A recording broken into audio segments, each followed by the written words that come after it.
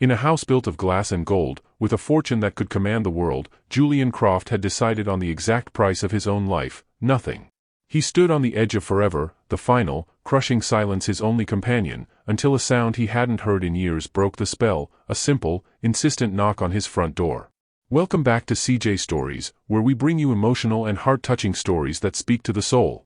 If you're just joining us for the first time, you're welcome to this wonderful big family. We're so glad to have you here.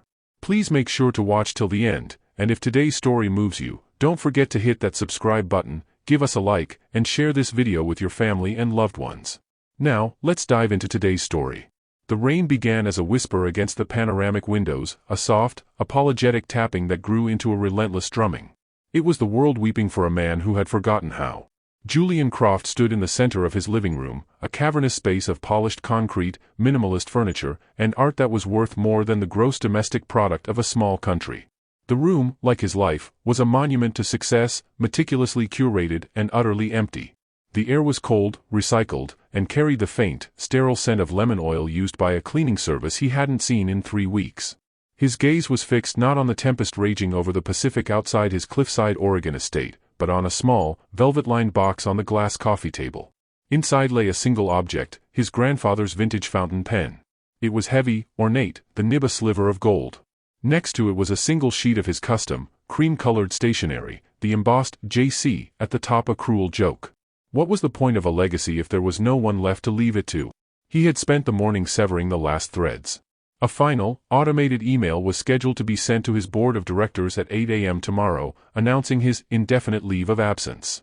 His accounts had been consolidated, his will updated by his attorneys months ago, a cold, transactional document that would carve up his empire and donate it to a list of charities he felt no connection to. It was all so clean, so efficient, so meaningless. Julian ran a hand through his sandy blonde hair, his fingers trembling slightly. The reflection in the darkened window showed a ghost, a man in his late 30s, with a face that had once been on the cover of Forbes, now gaunt and shadowed. His eyes, once lauded for their sharp, blue intensity, were dull, vacant pools of gray. He wore a cashmere sweater that cost $1,000 and felt like a shroud. Wealth had promised him freedom, but it had only built a more beautiful, more isolating prison. It amplified his loneliness until it was a physical presence in the room, a guest that never left. The world knew Julian Croft as a visionary, the tech mogul who had revolutionized data storage. They saw the jets, the penthouse apartments, the seemingly effortless accumulation of power. They didn't see the nights he spent staring at the ceiling, the silence of his massive home so loud it felt like screaming. They didn't know about Chloe, her laughter that used to fill a space just like this, her hand that used to fit so perfectly in his. They didn't know that the day he lost her, the world had lost its color, and every achievement since had been a desperate, failed attempt to paint it back in. He picked up the pen. Its cool weight was a comfort, a finality.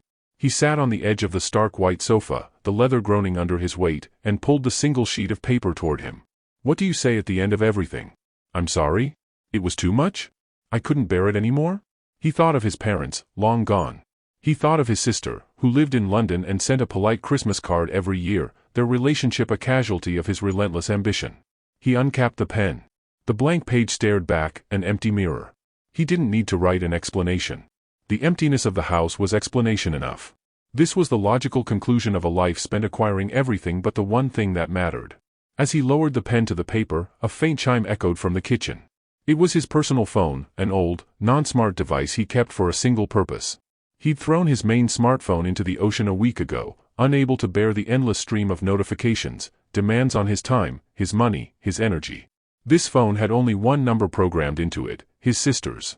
He had told her to only use it in a true emergency. He ignored it. It wasn't an emergency. Not for her, anyway. The real emergency was here, in this room, inside his chest. The phone chimed again. And again. A frantic, desperate rhythm. A knot of irritation tightened in Julian's gut. He had a plan. A quiet, dignified exit. He would not be interrupted. He pressed the pen to the paper, the gold nib scratching the surface. To whom it may concern? The phone buzzed, a text message this time. He squeezed his eyes shut. Leave me alone. But the buzzing continued, a persistent, angry insect. With a surge of fury, he stood, snatched the phone from its charging dock, and looked at the screen. A single line from his sister, Catherine. She's awake, Jules. She's been asking for you. The words didn't compute. They were random, nonsensical. Julian's mind, which could process terabytes of data in a second, stalled. She? Who was she? He stared at the message, his breath catching in his throat. A picture message loaded slowly, pixel by agonizing pixel. It was a hospital room. A pale, freckled hand lying on a white sheet. His heart hammered against his ribs. It couldn't be. It was impossible. He hadn't visited the facility in over a year. The doctors had said there was no hope, that her consciousness was gone, trapped in a vegetative state after the accident. Chloe. He stumbled back, the phone slipping from his grasp and clattering onto the marble floor. The sound was like a gunshot in the silent room. A lie. It had to be a lie. A cruel, desperate trick from his sister to pull him back from the brink she couldn't possibly know he was on. He sank to his knees, his head in his hands, a dry, ragged sob tearing from his throat. Hope was a poison, and he had spent 5 years building an immunity to it. He couldn't let it in now. Not now. To hope and be wrong would be a greater torture than the numbness he had finally achieved. He crawled toward the phone, his hand shaking as he reached for it, needing to see the picture again, to either confirm the lie or face the terrifying possibility of the truth. Was this a genuine miracle, or was it the universe's final, most sadistic joke before the end? Miles away, in the rain-slicked, neon-lit streets of Portland, Imani Jones was having a different kind of bad day. Her 2004 sedan, affectionately named the Rusty Trustee, had decided to protest the torrential downpour by giving up the ghost in the middle of a busy intersection. The symphony of angry horns was her soundtrack as she wrestled with the gearshift, her knuckles white. "Come on, girl, not today," she muttered, her breath fogging up the windshield. "We have deliveries to make. People are counting on us." Imani was a florist. Or, more accurately, she was an artist who arranged flowers to pay the rent on her tiny studio apartment, which was filled with more canvases than furniture. Her business, Petal and Soul, was her passion and her burden. It was just her beat-up car, and a dream that felt further away with every overdue bill. Today's final delivery was the most important one. A standing weekly order for a massive estate out on the coast. The client was an enigma, known only as J. Croft. The order was always the same, a simple, elegant arrangement of white lilies. No card, no message. Just the lilies. The pay for this one delivery covered her grocery bill for the week. With a final, sputtering cough, the trustee shuddered back to life. Imani whispered a prayer of thanks and navigated the car out of the angry traffic, her heart thumping with residual adrenaline. The rain was coming down harder now, making the coastal highway a treacherous ribbon of wet asphalt. The address was another 30 miles out, in a secluded area known for its reclusive, ultra-wealthy residents. She glanced at the passenger seat, where the bouquet of lilies sat, their pristine white petals a stark contrast to the car's cluttered interior. They smelled of life, of funerals, of new beginnings. It was a strange, poetic contradiction, much like her own life. She was surrounded by beauty every day, but she was constantly struggling to stay afloat. Have you ever felt like you were running a marathon just to stay in the same place? Sometimes the fight to keep a dream alive feels more exhausting than the dream itself, and it's easy to wonder if it's all worth it. We'd love to hear in the comments if you've ever had to push through that kind of struggle for something you believe in. As she drove, she thought about her grandmother, whose medical bills were a constant, looming shadow. Her grandmother was the one who had taught her to see the stories in flowers, the resilience in a weed growing through concrete. Imani's own resilience was being tested daily. The GPS directed her off the main highway and onto a winding private road, flanked by towering Douglas firs that blotted out the gloomy sky. The air grew thick with the scent of pine and wet earth. After another mile, a set of imposing iron gates appeared, seamlessly integrated into a high stone wall. There was an intercom. She buzzed, expecting to talk to a security guard or a housekeeper. Silence. She buzzed again, holding the button down longer this time. The rain sluiced down her windshield. "Hello? Petal and Soul, with a delivery for J. Croft." More silence. This was unusual. Usually, the gates just swung open silently a few seconds after she announced herself. Maybe the storm had knocked out the power to the gate. She could just leave the flowers, but the company policy, her policy, was to ensure they were received. Especially the lilies. They were too delicate to be left to the mercy of the storm. She put the car in park, her frustration mounting. Of all the days for something to go wrong. She could turn back, but the payment was non-negotiable for her survival this week. Taking a deep breath, she noticed a small, almost hidden keypad next to the intercom. The client had never given her a code. On a whim, she typed in the only numbers that came to mind, a sequence she'd seen on the invoice every week, the last 4 digits of the order number. 1-1-0-5. With a low hydraulic hiss, the massive gates began to swing inward. Imani stared, surprised. Well, I'll be, she whispered. It felt like a strange invitation, a solution that was a little too easy. She hesitated for a moment, a prickle of unease running down her spine. This place felt different today. Colder. More forbidding. Shaking off the feeling, she put the car in gear and drove through, the gates closing silently behind her. The driveway was long, winding through a manicured forest before opening up to a breathtaking view. The house wasn't a house, it was a fortress of modern architecture, all glass and sharp angles, perched precariously on a cliff overlooking the churning, gray ocean. It was magnificent and terrifying all at once. It looked less like a home and more like a beautiful, lonely observation deck for the end of the world. She parked, grabbed the lilies, and made a run for the massive, 10-foot-tall front door, shielding the flowers with her jacket. The porch was a wide, covered expanse of stone, offering a momentary reprieve from the storm. She stood there, dripping, catching her breath as she smoothed down the protective cellophane on the bouquet. She pressed the doorbell, a sleek, buttonless panel that glowed faintly. She heard a soft chime echo from within, but there was no other sound. No footsteps, no voice. Just the roar of the wind and the crashing waves below. She waited. A full minute passed. Then 2. "Hello," she called out, her voice feeling small against the storm. "Flower delivery." Nothing. This was a problem. She couldn't leave. The gates were closed behind her, and she felt a deep, instinctual wrongness about leaving the lilies on the doorstep. They felt important today, more than just a weekly order.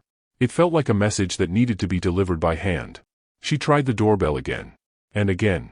Finally, with a sigh of exasperation, she lifted her hand and knocked. A firm, solid rap of her knuckles against the cold, unyielding wood. Knock. Knock.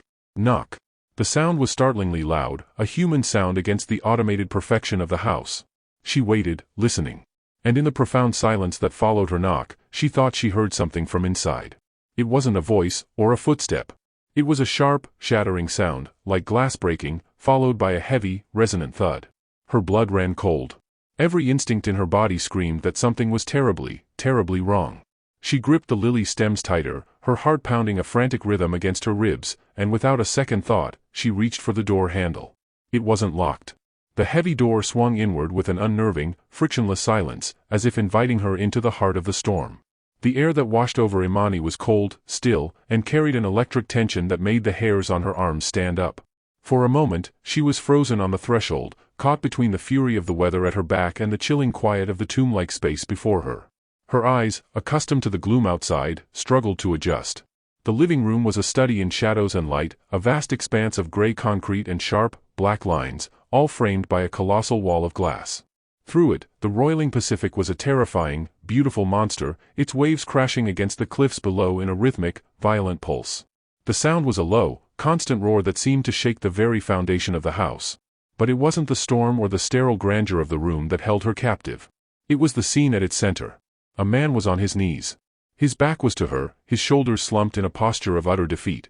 He was surrounded by the artifacts of a life of luxury, a sofa that looked like a sculpture, a rug that was probably a work of art, but he seemed small, swallowed by the cavernous space. Near him, on the floor, was a mobile phone, its screen a spiderweb of fractured glass. A few feet away, on a low glass table, sat a single sheet of paper and an old-fashioned fountain pen. Imani's heart hammered against her ribs. The broken glass, the thud she'd heard, it all clicked into place with sickening clarity. This wasn't just an unanswered door. This was a moment she had interrupted, a sacred, terrible moment that was never meant for an audience. Her first instinct was to back away, to pull the door silently shut and pretend she had seen nothing.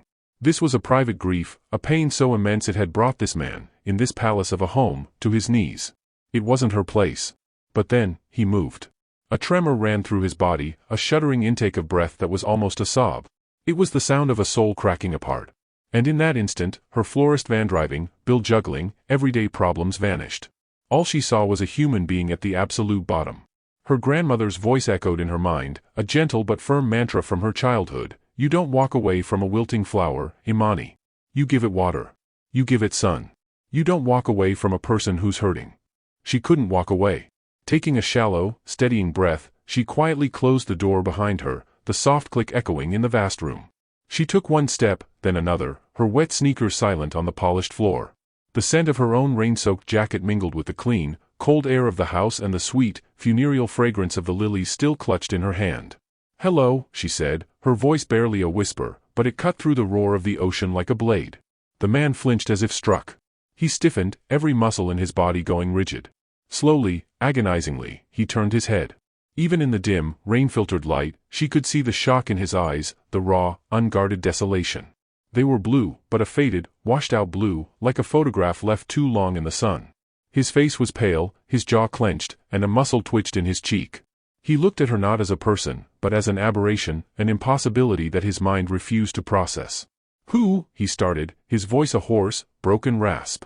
He pushed himself to his feet, stumbling slightly.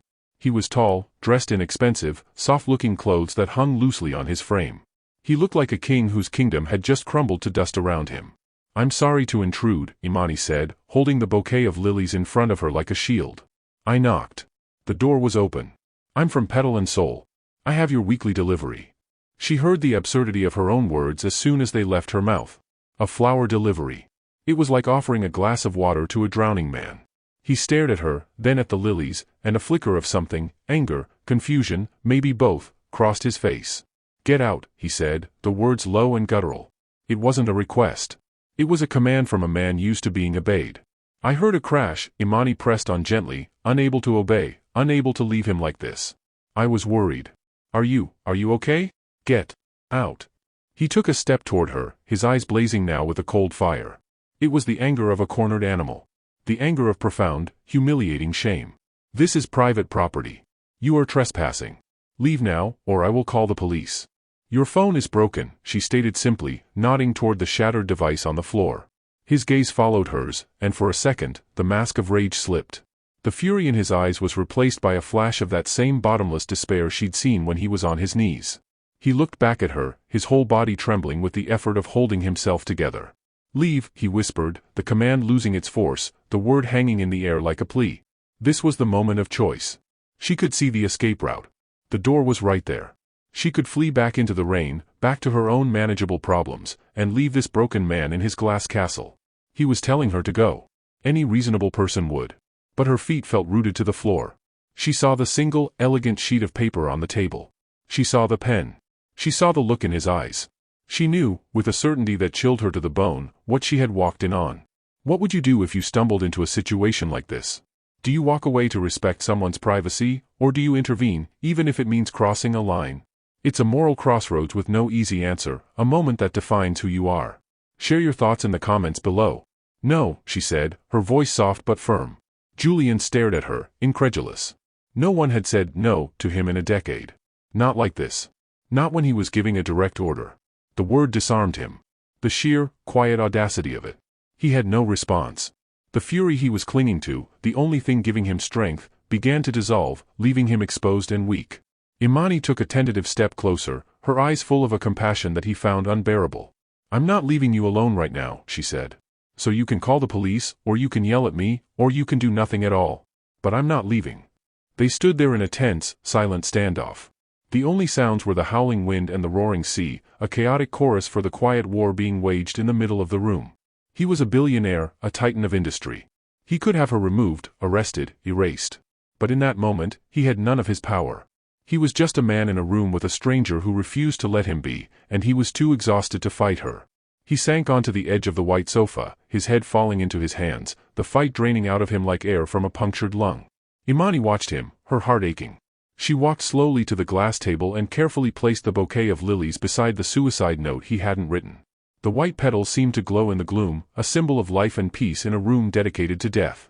She looked around, desperate for something normal to do, some simple, human act to break the spell of despair.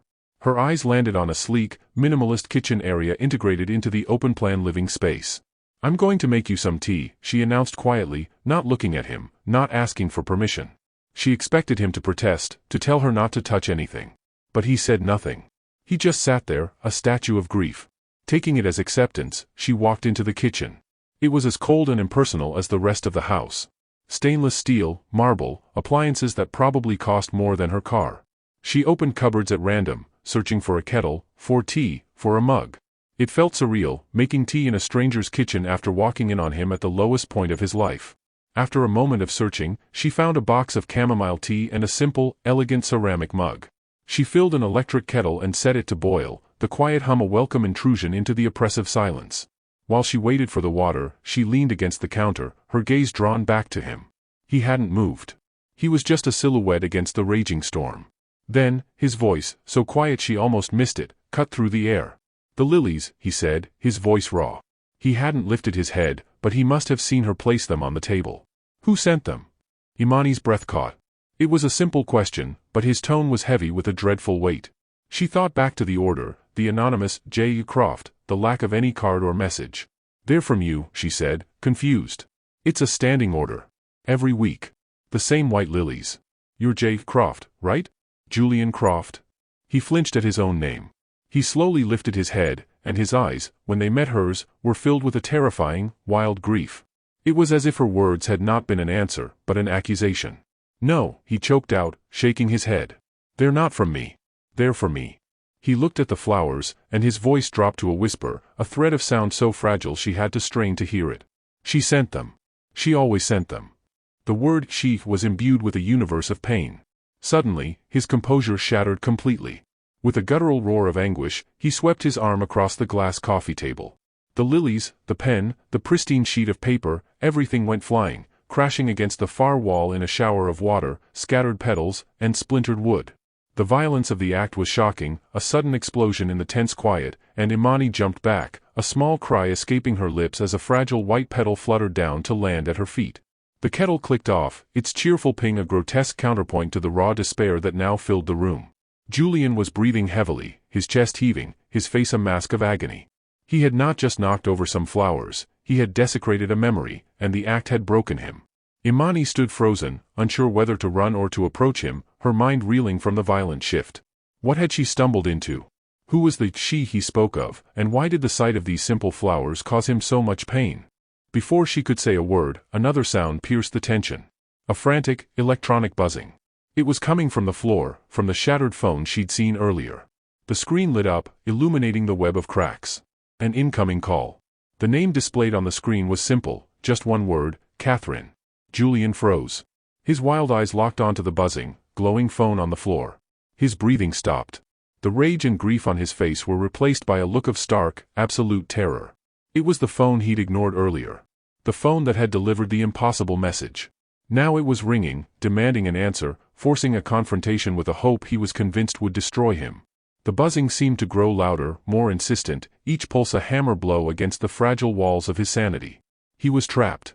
Trapped with a stranger who had seen his deepest shame, trapped by the ghost of a woman he couldn't escape, and trapped by the insistent ringing of a phone that promised either a miracle or the cruelest lie of his life. The ringing continued, echoing the frantic beat of Imani's own heart. He had to answer it. But what would happen when he did? The buzzing of the shattered phone was a relentless, screeching pulse in the sudden, dead silence of the room. It was the only thing moving, the only thing making a sound besides the distant, indifferent roar of the ocean. Julian was paralyzed, his eyes locked on the glowing, fractured screen as if it were a venomous snake poised to strike. The name, Catherine was a brand, a summons he was terrified to answer. Imani, her own heart pounding in her ears, watched him. She saw the war playing out across his face, the flicker of desperate hope fighting against a tide of practiced, self-protective despair. The raw violence of a moment ago had vanished, replaced by a vulnerability so profound it was painful to witness. This wasn't just a phone call. This was a reckoning. The buzzing stopped. The silence that rushed in to fill the void was heavier, more suffocating than before. Julian let out a breath he hadn't realized he was holding, a ragged, shuddering gasp. His shoulders slumped, a wave of what looked like relief washing over him. It was over. The choice had been taken from him. He wouldn't have to face the lie. But then, the phone buzzed again. A text message. The screen lit up one more time. This time, Imani could read the words from across the room, illuminated in the gloom. Jules, pick up the phone. She's saying your name. The doctors don't understand it. Please. Imani's breath hitched. She's saying your name. It was the confirmation of a miracle, a whisper from a world he had walled off. The message hung in the air, a lifeline thrown into the abyss. Julian took a shaky step toward the phone, then another. He moved like a man wading through deep water, each movement requiring immense effort. He knelt, his knees cracking in the silence, and picked up the shattered device. His thumb hovered over the screen, his hand trembling so violently he could barely control it. He wasn't just answering a call, he was opening a door he had long ago bricked over, terrified of what lay on the other side. He pressed the callback icon.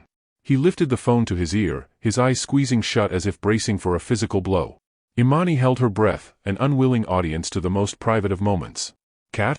His voice was a bare whisper. Imani couldn't hear the voice on the other end, but she saw its effect on Julian. She saw his knuckles go white as he gripped the phone. She saw a tear escape from under his closed eyelid and trace a path down his pale, unshaven cheek. "Is it true?" he breathed, his voice cracking. A long pause. He listened, his entire body rigid with tension. Let me hear her." Another pause, this one filled with a static-laced silence that stretched for an eternity. Julian's breath hitched. He was listening, waiting. Imani found herself leaning forward, every fiber of her being focused on him, on the invisible thread of sound connecting this broken man to his impossible hope. And then she heard it. Faintly, tinny and distorted through the phone speaker, a voice. A woman's voice. It was weak, fragile, little more than a whisper, but it was clear. "Julian." The sound, as faint as it was, hit Julian like a physical force. A choked sob tore from his throat, a sound of such overwhelming relief and anguish that Imani felt it in her own chest. He collapsed back onto the floor, curling in on himself, the phone still pressed to his ear. The dam of his carefully constructed numbness didn't just break, it was obliterated. 5 years of grief, of silent suffering, of hollow victories and soul-crushing loneliness, came pouring out of him in a torrent of ragged, gut-wrenching sobs.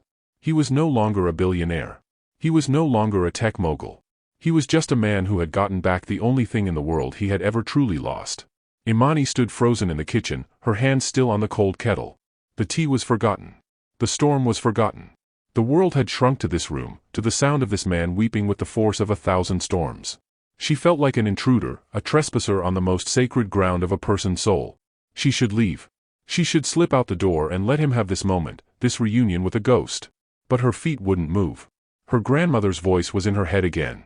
"You don't walk away." She walked over to the wreckage he had made, to the scattered lilies. She knelt down and began to pick them up, one by one. She retrieved the bruised petals, the snapped stems. It was a small, useless gesture, but it was all she could think to do. She was restoring a tiny piece of order to the chaos he had unleashed. Her movements were slow, deliberate, a quiet counter-rhythm to his ragged sobs. He cried for a long time. Imani didn't count the minutes. She just gathered the flowers, her heart aching with a strange mix of sorrow for his pain and awe at the love that had caused it. This was the she he had spoken of. The one who sent the lilies. The one who had been gone, and was now, impossibly, back. Gradually, his sobs subsided into shuddering breaths. He wiped his face with the sleeve of his expensive sweater, his movements clumsy, exhausted. He ended the call and let the phone drop into his lap. He looked drained, hollowed out, but the vacant look in his eyes was gone. In its place was something new, something terrifying and beautiful, a fragile, flickering light. Hope. He finally looked at her, his gaze clearing. He seemed to be seeing her for the first time, not as an intruder, but as a witness. There was no anger left in him. Only a profound, bone-deep weariness and a dawning awareness of what she had just seen. His face flushed with shame. He started, his voice hoarse. "I'm sorry. You shouldn't have seen that." "It's okay," Imani said softly. She held the bruised lilies in her hands. "I'm glad I was here." He looked at the flowers in her hands, then at the mess on the floor, and a fresh wave of something, regret, maybe, washed over him. "Chloe," he said, the name a quiet prayer. "Her name is Chloe." Is. He shook his head, confused by his own grammar. "She was my fiancée. There was an accident. 5 years ago." He didn't need to say more. Imani could piece it together. The coma. The vegetative state. The weekly delivery of lilies, a ritual he must have set up in her name, a way to keep her memory alive, or perhaps a weekly punishment, a reminder of what he had lost. "She's awake," he said, the words still sounding alien on his tongue. He looked at Imani, his eyes pleading for her to believe him, to confirm that he wasn't insane. "After 5 years. She's awake. And she said my name." "That's a miracle," Imani whispered, "and she meant it." He nodded, a slow, dazed movement. He looked around the room, at the glass walls and the priceless art, as if seeing it for the first time. He saw the emptiness, the sterility, the life he had built as a monument to his grief. And he saw the single sheet of paper lying near the wall, the suicide note he had almost written. He began, his voice failing him. He didn't need to finish the sentence. She knew. She had known the moment she walked in. The shared knowledge hung between them, a fragile, intimate bond forged in the crucible of his despair. He had been on the precipice, and she, a total stranger, had knocked on his door at the exact moment he was about to jump. It was a coincidence so profound it felt like fate. An important part of healing is often finding the courage to speak your truth to someone, even a stranger. Have you ever had a moment where an unexpected connection with someone helped you through a difficult time? We encourage you to share your story of connection and healing in the comments. I need to go to her, Julian said, a new energy surging through him. It was the energy of purpose. He scrambled to his feet, looking around wildly. The hospital. In Portland. I need to, he trailed off, his eyes landing on the driveway outside. The rain was still coming down in sheets. His own cars, a collection of supercars he hadn't touched in months, were likely not suited for this weather. And he was in no state to drive. He was trembling, emotionally shattered, running on an adrenaline cocktail of shock and euphoria. I can take you, Imani said, the words leaving her mouth before she had even fully formed the thought. He turned to her, surprised. You? My car is old, but she's sturdy, Imani said with a conviction she didn't entirely feel. I'm a safe driver. I can get you to Portland. It's better than you driving right now. Julian hesitated. A few hours ago, he wouldn't have been caught dead in a car like the one he imagined she drove. He was a man who traveled by private jet and had a personal driver. But now, none of that mattered. His world had been turned upside down. The carefully constructed walls between his life and the lives of ordinary people had crumbled. He looked at this woman, this stranger who had shown him more compassion in the last hour than he had felt in 5 years, and he nodded. Okay, he said. Thank you. The journey back to Portland was a surreal bubble of quiet intimacy, enclosed in the rattling frame of the rusty trustee. Julian sat in the passenger seat, a giant in her small car, his knees practically touching the dashboard.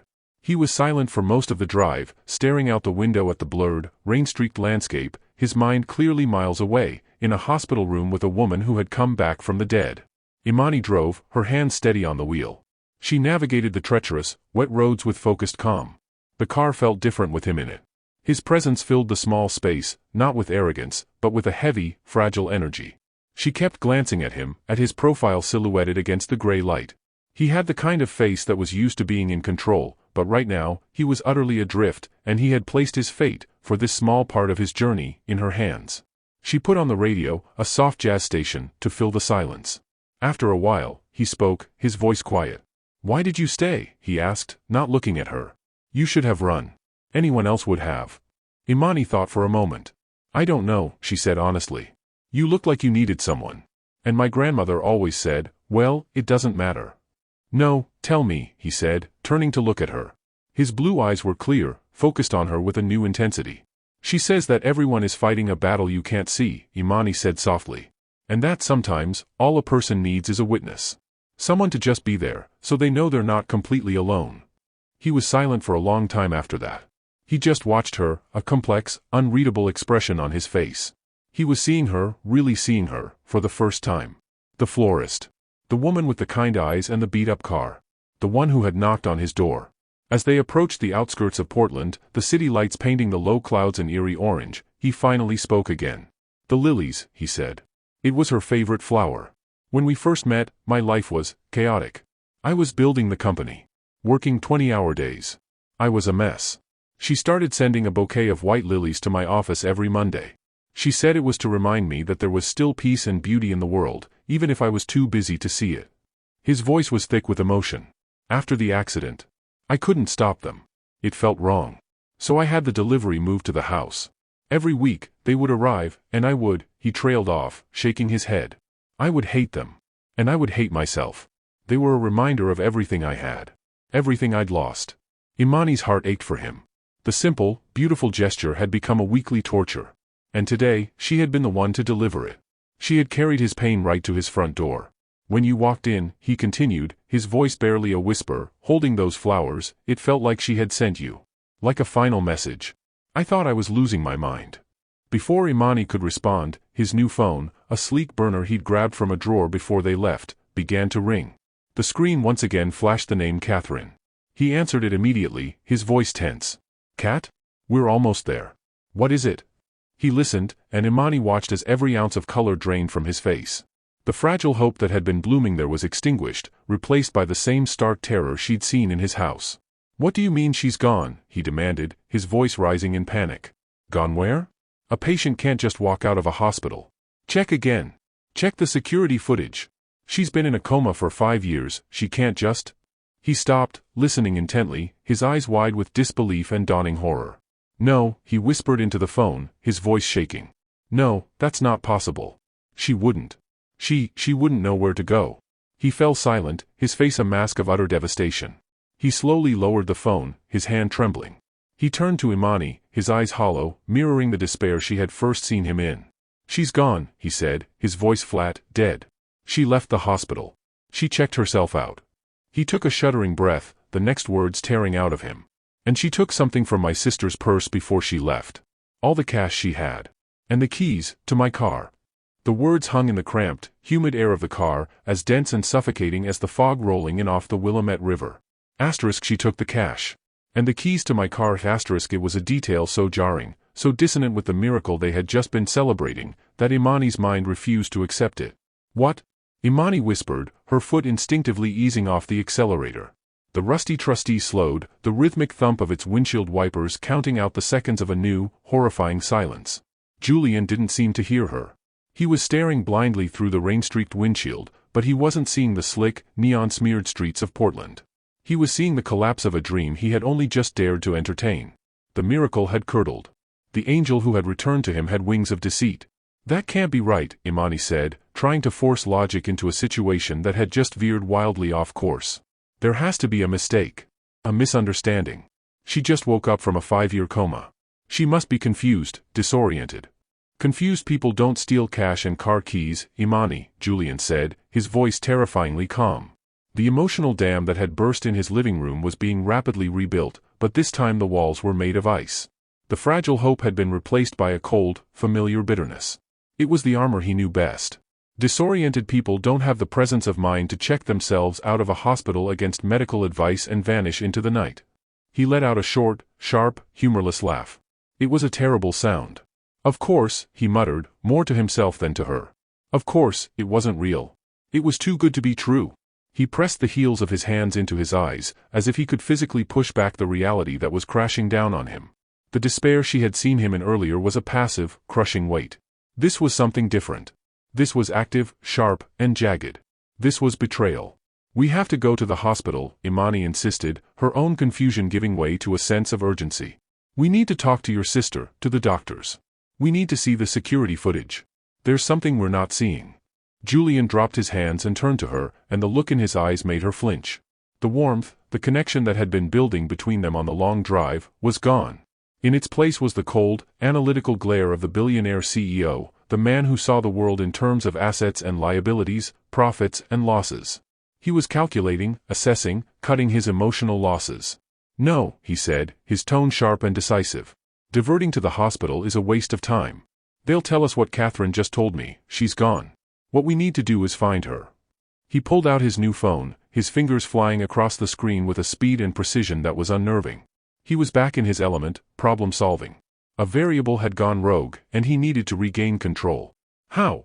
Imani asked, bewildered. Portland is a big city. We don't even know what she looks like now, or what she's thinking. I know what car she's in, he said, his voice tight. A black Audi A8. My sister's car. It has a tracker. I'm activating it now. He held up his phone.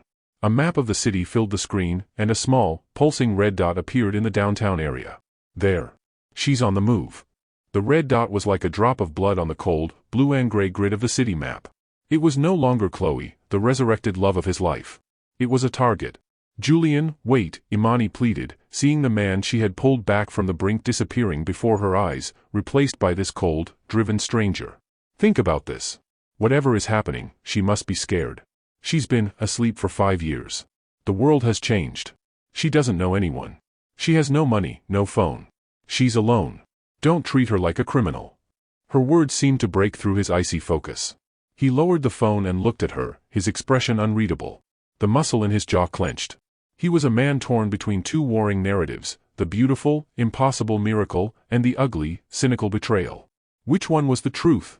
His heart had leapt at the first, but his mind, conditioned by a life of suspicion and loss, was clinging to the second.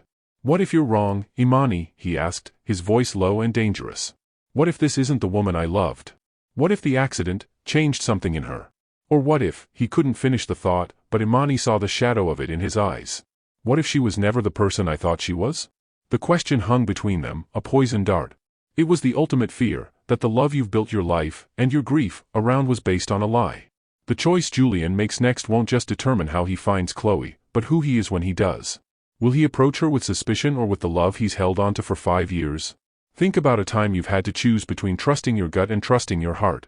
It's a defining moment, and we'd be interested to hear how you navigated it in the comments. He took a deep breath, the conflict raging within him. Imani could almost see him weighing the evidence, the stolen cash, the missing car, the inexplicable disappearance. It all pointed to a rational, calculated act. And yet, he had heard her voice. He had heard her say his name. "You're right," he said finally, the words seemingly costing him a great deal. The ice in his eyes thawed, just a little. She's scared. And alone. Okay. He took another breath, forcing himself to shift gears, to push down the CEO and let the man who had wept on his floor re-emerge. Okay. We don't chase her. We get ahead of her. Where would she go? He looked at Imani, not for an answer, but as if the act of asking her would ground him. A place that felt safe, Imani answered immediately. A place she remembers. A favorite spot. A place you two shared. Julian's eyes went distant, searching through a 5-year-old archive of memories. The park, no, it would be closed now. The restaurant where we had our first date is gone, it's a bank now. He shook his head, frustrated. So much has changed. Think, Julian, Imani urged, her voice gentle. A place that's always open. A place that feels like a constant. A landmark. He stared at the map on his phone, at the pulsing red dot moving steadily north through the city. Then his eyes widened. St. John's, he whispered. The bridge. The St. John's Bridge? It was our place, he said, a flicker of the old warmth returning to his voice. We used to go there at night. We'd park and just look at the lights, the architecture. She called it our cathedral. She said it was proof that humans could make something as strong and as beautiful as nature. He looked at the map again, his fingers tracing the path the red dot was taking. She's heading right for it. A new plan formed, born not of anger, but of a desperate, rekindled hope. Go to the east side of the bridge, he instructed, his voice now firm but without the icy edge. Cathedral Park. We can get there before she does. I don't want to spook her by chasing the car. I'll go on foot, meet her there. I have to be the first person she sees. Imani nodded, her own hope surging back. This was the right way. This was the way to salvage the miracle. She navigated the trustee through the slick streets, her old car seeming to understand the urgency, its engine humming with a new resolve. They drove in silence, the only sound the squeak of the wipers and the faint glow of the GPS on Julian's phone. They reached Cathedral Park in minutes. The park was deserted, a sweep of dark, wet grass sloping down to the river, all of it dominated by the soaring, Gothic arches of the St. John's Bridge. The bridge was lit from below, its elegant green spires disappearing into the low-hanging fog and drizzle. It did look like a cathedral, a silent, majestic sentinel in the night. Okay, Julian said, his hand on the door handle. I'm getting out here. You stay in the car. Keep the tracker open. If she goes past the bridge, you follow her. But I don't think she will. I think she's coming here. Julian, Imani said, stopping him. He turned, his face illuminated by the dim dashboard lights. He looked young and scared. Whatever you find, whatever has happened, remember the man you were an hour ago. The one who heard her voice and wept with joy. Don't lose him. He held her gaze for a long moment, a silent acknowledgement passing between them. He gave a single, sharp nod, then opened the door and stepped out into the rain. Imani watched as he walked toward the grassy slope beneath the bridge, a solitary figure moving toward his destiny. He stopped under the shelter of one of the massive concrete pylons, a place where he would be visible to anyone driving into the park, but partially shielded from the rain. She looked down at the phone he had left with her. The red dot was getting closer. It had crossed the bridge and was now taking the exit that led down into the park. Her heart was pounding. This was it. The moment of truth. A pair of headlights cut through the gloom, swinging into the small parking area near where Julian was standing. It was the black Audi. The car slowed, then came to a stop, its engine idling, its lights cutting bright swaths through the misty air. The driver's side door opened. Imani leaned forward, peering through her own rain-slicked windshield, trying to see. A figure stepped out of the car. It was a woman. She was thin, wearing what looked like a hospital gown with a jacket thrown over it, Catherine's, probably. Her hair was matted, her movements uncertain. She looked around, her head turning, taking in the park, the bridge. She looked lost and fragile. Julian took a step out from under the pylon, into the light. "Chloe," he called out, his voice full of a fragile, trembling hope. The woman turned toward the sound of his voice. Her face was in shadow, but Imani could see her lock eyes with Julian. For a moment, neither of them moved. It was a tableau vivant, the man, the woman, the bridge, the rain. A reunion 5 years in the making. Then, the woman's posture changed. She straightened up. A slow, cold smile spread across her face. It was not the smile of a confused, scared patient. It was not the smile of a lover reunited with her beloved. It was a smile of triumph. Sharp, calculating, and utterly chilling. "Hello, Julian," she said, her voice not the weak whisper he had heard on the phone, but strong, clear, and dripping with a sarcasm that felt like acid. "You took your sweet time. I was beginning to think you wouldn't show." Imani's blood ran cold. That wasn't Chloe. It couldn't be. The woman took a step toward him, and the light from the car's headlights caught her face fully for the first time. She was beautiful, but it was a hard, sharp beauty. Her eyes, which Julian had once described as warm and gentle, were like chips of ice. Behind her, the passenger door of the Audi opened. A man stepped out. He was tall, broad-shouldered, with a menacing stillness about him. He closed the car door with a soft, final-sounding thump and came to stand beside the woman, his arms crossed, his eyes fixed on Julian. Julian stood frozen, his face a mask of utter disbelief and horror. The hope that had carried him here, that had pulled him from the brink, was being systematically, cruelly dismantled before his eyes. This wasn't a reunion. It was an ambush. "What is this?" Julian stammered, taking a step back. "Chloe, who is this?" "Oh, this," the woman said with a dismissive wave of her hand. "This is just a little insurance. You see, when I woke up, I realized things had changed. And I decided I wanted my share." "Your share?" Julian's mind was spinning, unable to process the nightmare unfolding in front of him. "My share of the suffering," she said, her voice turning venomous. 5 years I spent in that bed, Julian. 5 years listening to the nurses talk about your company, your billions, your new life. While I was trapped.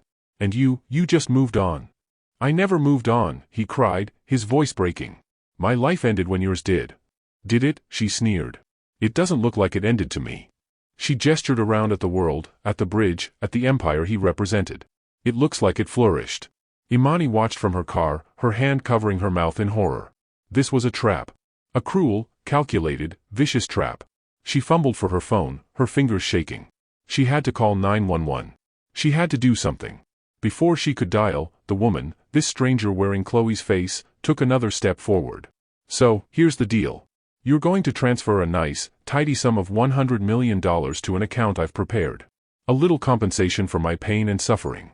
And if you don't," she said, her cold smile returning, "my friend here is going to ensure that your suffering finally, truly begins." The man beside her uncrossed his arms. In his right hand, gleaming under the car's headlights, was a gun. He raised it, pointing it directly at Julian's heart. Julian stared at the gun, then at the face of the woman he thought he loved, a face now twisted into a grotesque mask of greed and vengeance.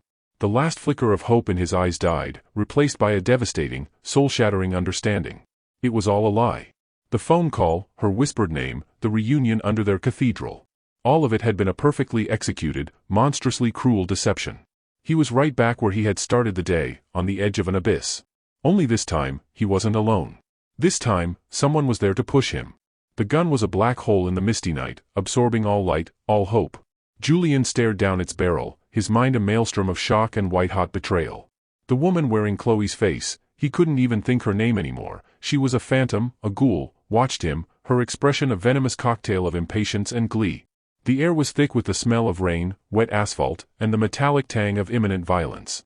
From the shadowed interior of the rusty trustee, Imani's fingers trembled over her phone screen. 911, it was so simple. 3 digits to bring the world crashing down on this nightmare. But she hesitated. The man with the gun was tense, his knuckles white. A sudden siren, a flash of blue and red light, it could make him panic. It could make him pull the trigger. Julian was a sitting duck. Her mind raced, sifting through the chaos for a solution, for anything. Her gaze darted around the dark park, looking for a weapon, an escape, a miracle. She saw nothing but grass, trees, and the cold, indifferent arches of the bridge. Her eyes fell to the passenger seat of her own car, to the phone Julian had left behind, its screen still glowing with the map. And next to it, the object that had started this whole insane chain of events, the bouquet of bruised white lilies she had rescued from his floor. An idea sparked, wild and desperate. It was stupid. It was insane. It was all she had. She killed her headlights, plunging her own car into darkness. Under the bridge, the sudden change drew the gunman's attention for a split second. He glanced toward the parking lot, a flicker of uncertainty in his eyes. It was the only opening Julian was going to get.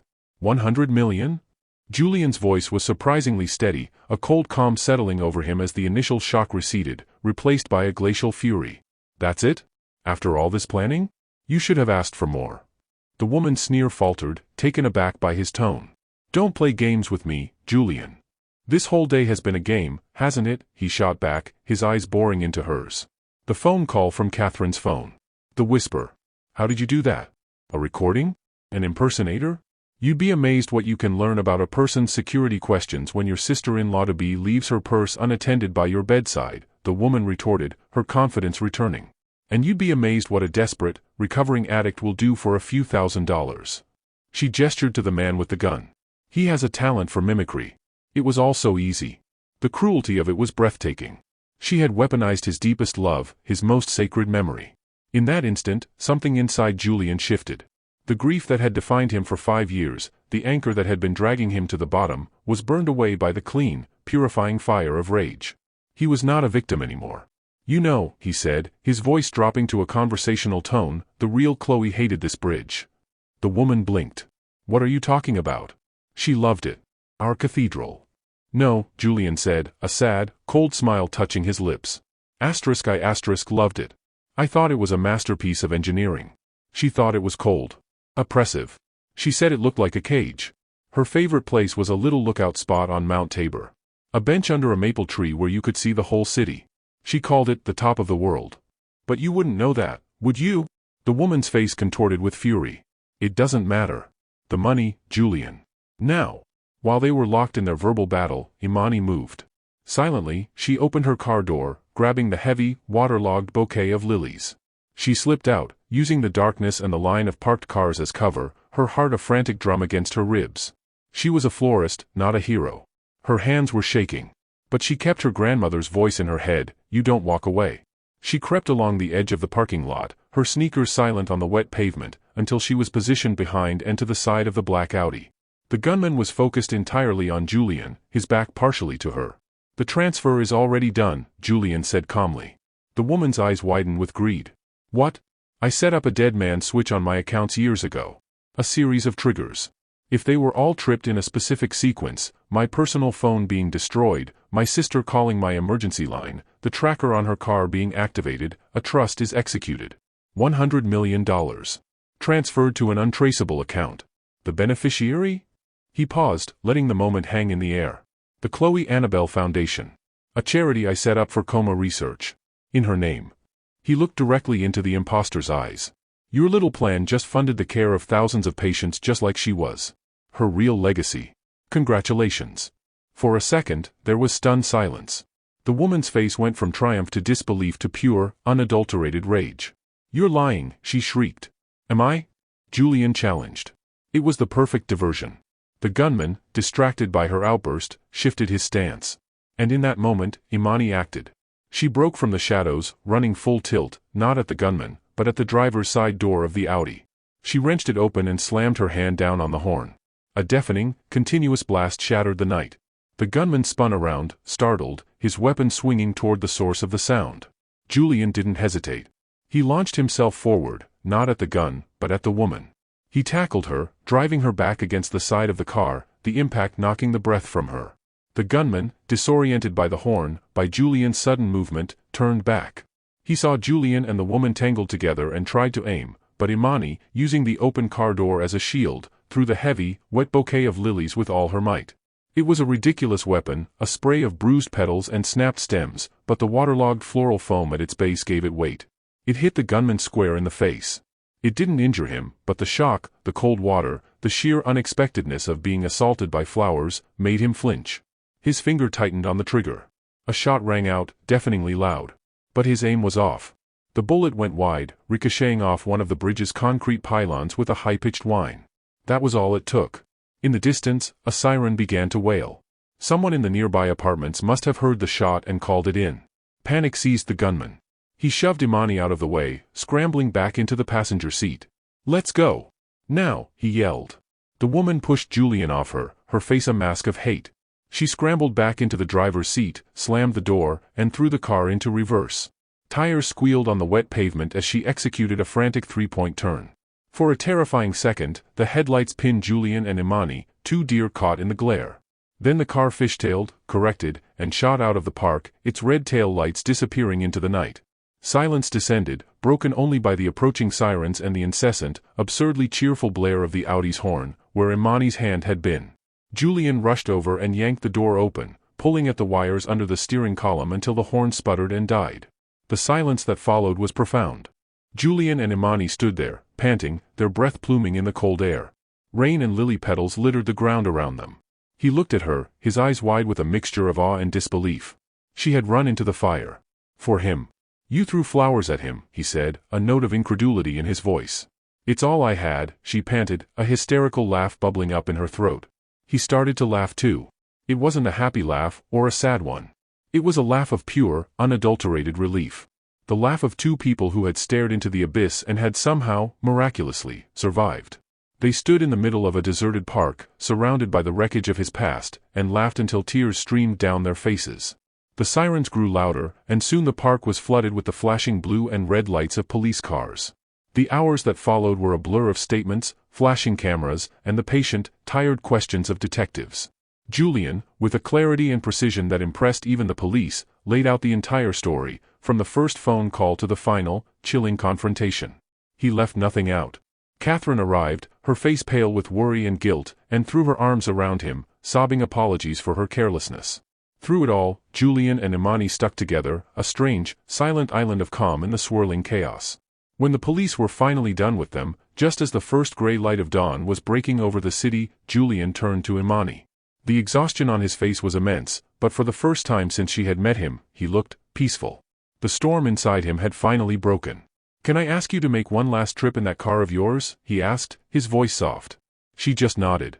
They didn't go back to his sterile, empty house on the cliff. They didn't go to her tiny apartment. He gave her an address, and she drove, the city slowly waking up around them. They ended up at a small hospital on the other side of town, a long-term care facility she hadn't known existed. A weary-looking doctor met them in the lobby. He knew Julian. He led them down a quiet, sterile hallway, his face a mixture of professional sympathy and confusion. "Julian, I don't understand." The police said, "What happened?" "The woman who left the hospital, it wasn't her," Julian said simply. "It was a lie." The doctor stopped in front of a door. "Then you know the truth." "I know a truth," Julian corrected. "Now I need to see the truth." The doctor nodded sadly and opened the door. The room was dim, the only light coming from the array of monitors that beeped and glowed softly by the bedside. In the bed, lying perfectly still, was a woman. She was pale, her freckles stark against her skin, her red hair fanned out on the pillow. She was hooked up to a dozen machines, her chest rising and falling in a slow, metronomic rhythm. She was beautiful. And she was utterly, completely still. She looked exactly like the woman who had held a gun to his life just hours before. An identical twin. Julian walked slowly to the bedside, his eyes drinking in the face he had thought he'd lost twice in one day. He reached out and gently took her hand. It was warm, but limp, lifeless. This was the real Chloe. Trapped. Silent. Asleep.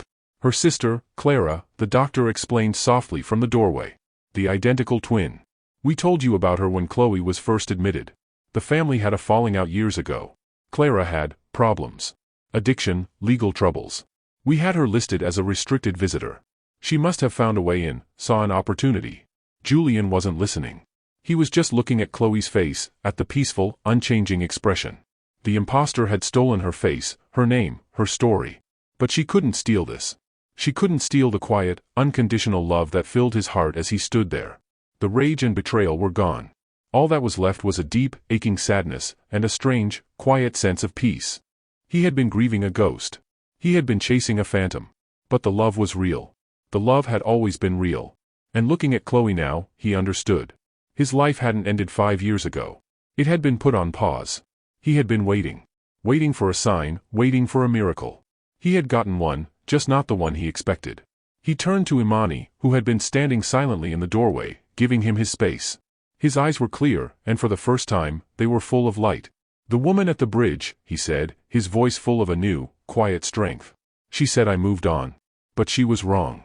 I never moved on. I just stopped. Today, you knocked on my door. And you made me move again." Imani gave him a small, watery smile. Your door was unlocked. No, he said, taking a step toward her, away from the bed, away from the past. It wasn't. Not until you knocked. They stood in the quiet hallway as the sun rose, two strangers who had walked through the fire together and had come out the other side, changed. The future was uncertain. Clara and her accomplice were still out there. The real Chloe was still locked in her silent world. Julian's life was still a mess.